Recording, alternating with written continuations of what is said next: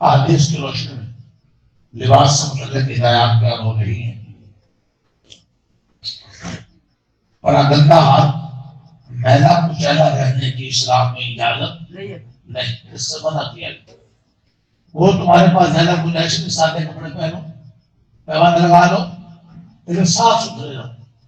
میلا کچیلا رہنے کی اجازت نہیں ہے. مسند احمد کی سنسائی کی حدیث ہے، جابر رضی اللہ عنہ ہے، ایک دن رسول اللہ صلی اللہ علیہ وسلم ملاقات کے لیے ہمارے ہاں تشریف لائے تو آپ کی نظر ایک پراگندہ ہاتھ آدمی پر پڑی جس کے سر کے بال بالکل منتشر تھے. تو آپ نے فرمایا کہ کیا یہ آدمی ایسی کوئی چیز نہیں پا سکتا تھا جس سے اپنے سر کے بال ٹھیک کر لیتا؟ پراگندہ ہاتھ. اور اسی مجلس میں آپ نے ایک آدمی کو دیکھا جو بہت میلے کچیلے کپڑے پہنے ہوئے تھا. تو ارشاد فرمایا کہ اس کو کوئی چیز نہیں مل سکتی جیسے ہی آپ نے کپڑے دھو کر صاف کر لیتے.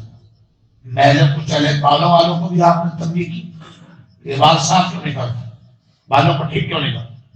اور میلے کچیلے کپڑے والے کو بھی آپ نے کیا کہا کہ صاف نہیں کر سکتا. ناراضگی کا اظہار.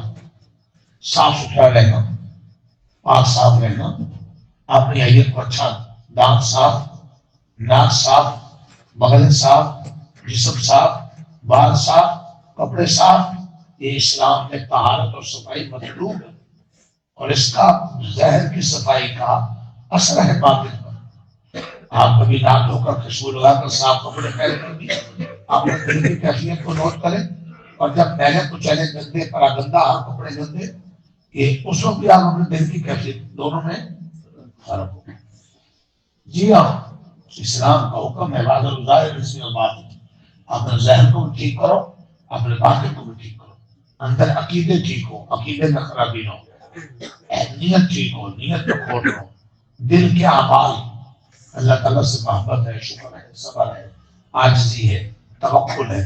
دل کے جو اچھے ارادے وہ اعمال میں اچھو کینہ بغض نہ ہو، شہرت شہوت نہ ہو، تکبر نہ ہو.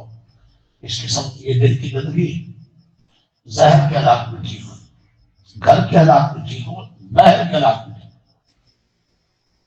اندر بھی ٹھیک، باہر بھی ٹھیک. گھر بھی ٹھیک، باہر بھی ٹھیک. اندر بھی ٹھیک باطن اور ظاہر بھی ٹھیک. گھر کا ماحول بھی ٹھیک، صفائی ستھرائی دین، باہر بھی ٹھیک. باہر دیندار ہے، گھر میں دین ہے. ظاہر میں دیندار ہے، اندر کھوٹ ہے. پھینک دیا جائے.